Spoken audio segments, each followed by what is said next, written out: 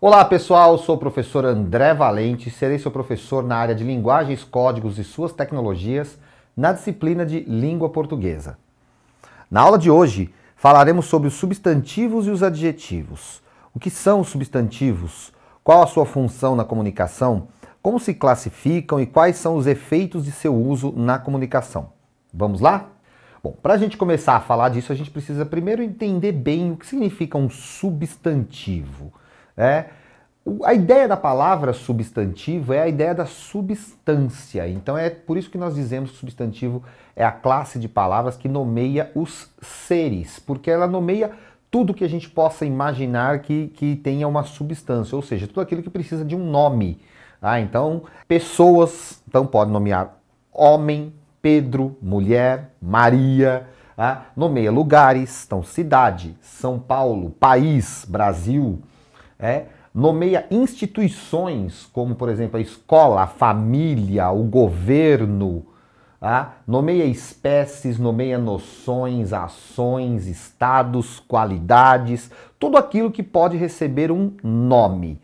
Como categoria gramatical, o substantivo ele funciona como núcleo de alguns termos sintáticos, ou seja, núcleo de alguns termos que são usados para formar orações, Então ele funciona como núcleo do sujeito, como exemplo aí, o Fórum Trabalhista estava movimentado. Então a palavra fórum, que nomeia aí uma instituição, um lugar, é um substantivo, porque é o núcleo desse sujeito, o Fórum Trabalhista, e a palavra principal aí é fórum. A função de núcleo do sujeito é a função do substantivo ou de alguma palavra que possa representar o substantivo, um pronome ou uma outra palavra substantivada.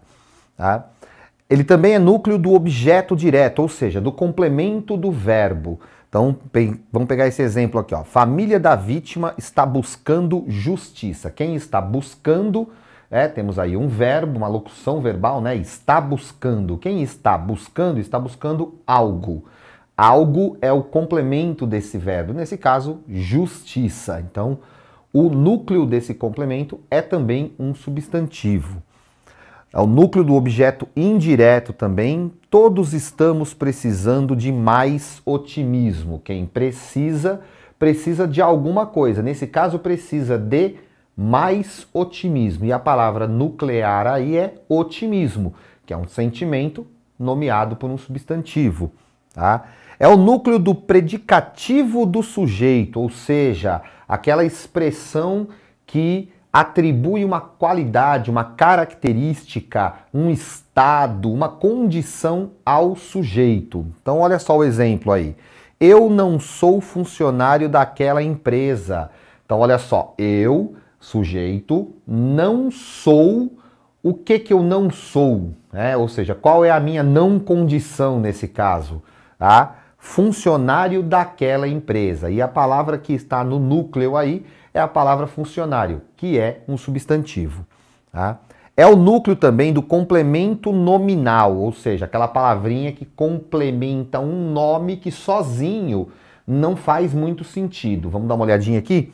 Olha só, ele tinha muito medo da morte.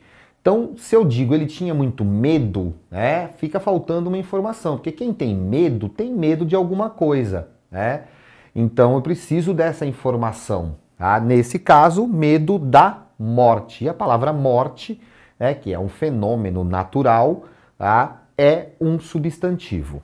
O substantivo também funciona como núcleo do adjunto adverbial. Uma dica, toda vez que você ver a palavra adjunto, significa o quê? Ad vem do latim, significa em direção a, então adjunto significa aquilo que está junto de, E nesse caso é um adjunto adverbial, ou seja, é um adjunto que cumpre a função de um advérbio, que é expressar a circunstância de um fato. Vamos dar uma olhadinha na frase para entender melhor. A frase diz assim: isso no Brasil é considerado crime. Repare, isso no Brasil. No Brasil é uma expressão que fala sobre o quê? Fala sobre o lugar onde alguma coisa acontece. né? Nesse caso, o que acontece? Acontece que isso é considerado crime. É considerado crime em que lugar? No Brasil. É isso que nós chamamos de adjunto adverbial. E o núcleo do adjunto adverbial é também um substantivo, nesse caso, substantivo próprio Brasil. Tá? É núcleo do agente da passiva. Aqui a gente está falando das orações em que o sujeito não é aquele que pratica a ação do verbo, é aquele que recebe, sofre a ação do verbo.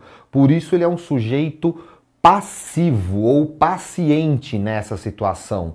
Ele não é o agente, ou seja, não é ele que age, ele recebe a ação feita pelo verbo. Vamos dar uma olhadinha aqui no exemplo para ficar mais fácil. Olha só, o atleta foi homenageado por sua cidade natal. Então quem recebeu a homenagem foi o atleta. Tá? Agora, quem praticou a ação, ou seja, quem fez a ação de homenagear, sua cidade natal. E o núcleo dessa expressão é cidade, tá? Que é um substantivo. Tá? O núcleo do aposto, né? O aposto é aquela expressão que explica um termo anterior. Olha só, naquele evento, a festa de formatura, não havia muita gente. Então veja, naquele evento, que evento? A festa de formatura. Então está explicando a palavra evento. Tá? E nesse caso, a explicação é a festa de formatura. O núcleo aqui é festa, né? É a festa que é o evento. Tá? Então, festa é um substantivo também. Tá? Núcleo do vocativo. Vocativo é aquela palavra que a gente usa para chamar alguém, falar com alguém, né? Evocar alguém ou alguma coisa. Tá? Então, aqui o exemplo da música do Chico Buarque, né? Pai, afasta de mim esse cálice. Então, quando ele fala aí com Deus, né, e usa a palavra pai, essa palavra é um vocativo. E nesse caso é o núcleo do vocativo, até porque só tem essa palavra, né? E é um substantivo, tá? E é o núcleo do adjunto adnominal. Lembra que eu falei de adjunto? Adjunto é aquele termo que está junto, que é ali um termo que traz uma informação a mais sobre uma outra palavra. No caso do adjunto adnominal, é aquele que acompanha um nome, acompanha um outro substantivo. Então olha que interessante aqui, né? Vamos ver o exemplo. Ó. Ele tinha uma vontade de ferro de voltar ao trabalho. Então veja, ele tinha uma vontade. Vontade é um substantivo, é um nome. E aí esse nome vai ser especificado, é uma vontade de ferro. E ferro aí é outro substantivo. Então é o núcleo do adjunto adnominal. Como você viu aí, né, o substantivo é essa palavra que assume todas essas funções aí quando usado, né, formando orações aí para a comunicação, tá? E além disso, os substantivos podem ser classificados também, né, segundo a sua forma, a sua origem. Então vamos dar uma olhadinha aí, tá? Nesse caso aqui é segundo o tipo de ser que ele nomeia, tá? Então ele pode ser concreto ou abstrato. Então vamos dar uma olhadinha no que é isso? O que é um substantivo concreto? É aquele que nomeia os seres propriamente ditos, para o qual temos um conceito próprio, ou seja, tá? Concreto é tudo aquilo, cuidado, tá? Concreto não é o que a gente vê, o que a gente toca, tá? Cuidado com isso, porque existe uma definição errada aí, né? Concreto é tudo aquilo que a gente pode tocar, tudo aquilo que a gente pode ver. Não, tá? Vamos pensar o substantivo ar. Ar, não, a gente não toca o ar, a gente não vê o ar, tá? Mas a gente tem um conceito para a palavra ar. Então a palavra ar é um substantivo concreto, mesmo que a gente não possa ver ou tocar, tá? Então isso é um substantivo próprio, tá? E aí temos alguns exemplos aqui, ó. Homem, animal, cidade, cavalo, árvore. Para todas essas palavras a gente tem um conceito na nossa mente, que é o que a gente chama de significado. O significado dessas palavras é próprio, né? Então quando a gente fala homem, a gente tem um conceito de homem, a gente tem uma imagem de homem na cabeça, uma ideia de homem. Quando a gente fala animal, a gente tem uma ideia. Pode ser que cada um pense em um animal diferente, mas todos serão animais, porque existe uma noção do que é um animal na nossa mente. Tá? Então, todo nome, todo substantivo que nomeia um ser para o qual a gente tem uma noção própria é um substantivo concreto, tá? O substantivo abstrato, como diz o próprio nome, né? Abstrato é aquilo que eu tiro de algum lugar, tá? Ab é de, significa a origem de alguma coisa, em latim. Strato é retirado, né? Vem daí o verbo extrair, né? Que é retirar. Tá? Então, abstrato é aquilo que é retirado de. E de onde que sai o que é abstrato? De algo concreto. Tá? Então, nesse caso, por exemplo, o substantivo abstrato é aquele que nomeia seres cuja existência depende de outros. Então, a gente não consegue pensar na coisa nomeada pelo substantivo abstrato. Para a gente pensar na coisa, a gente vai imaginar outros seres. Então, vou dar um exemplo para ficar mais fácil aí, né? Nós falamos homem, homem é concreto, né? A gente tem uma noção de homem, mas de homem a gente pode tirar o substantivo hombridade, que é uma virtude de ser homem, tá? Então veja, hombridade, a gente não consegue ter um conceito próprio de hombridade, né? Para pensar em hombridade, a gente tem que pensar em homem. Então, homem é concreto, hombridade, abstrato. Tá? Então, virtudes, todas são substantivos abstratos. Honestidade, pureza,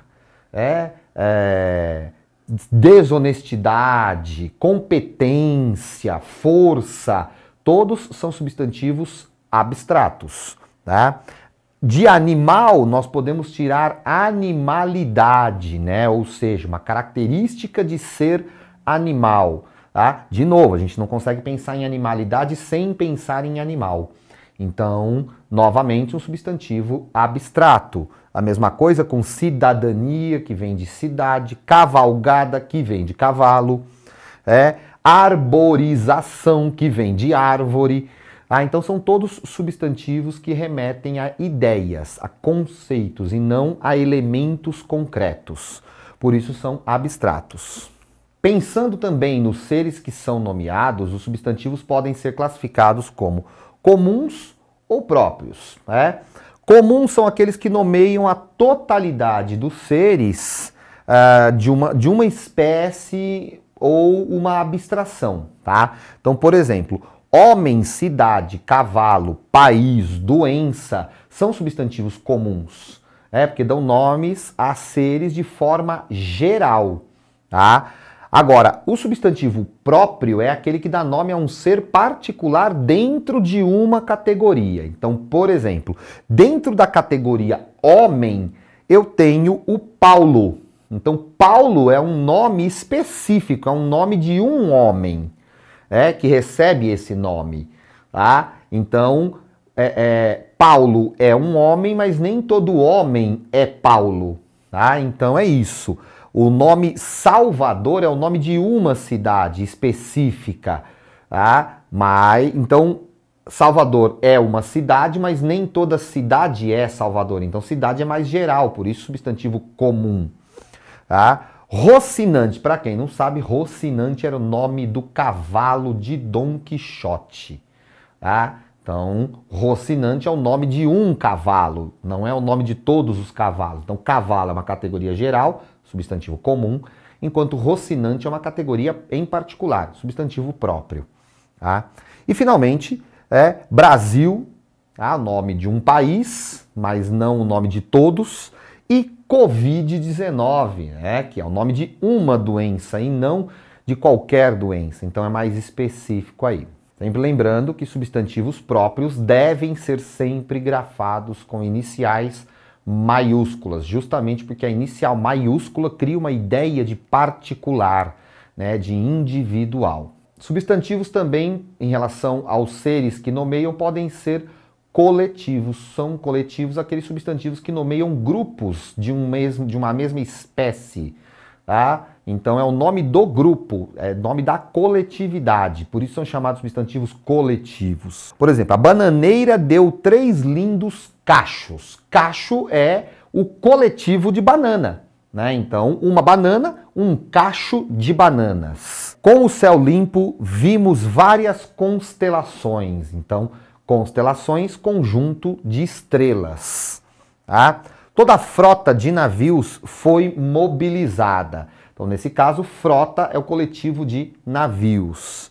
A polícia conseguiu prender toda a quadrilha. Quadrilha é o coletivo de criminosos, bandidos, enfim.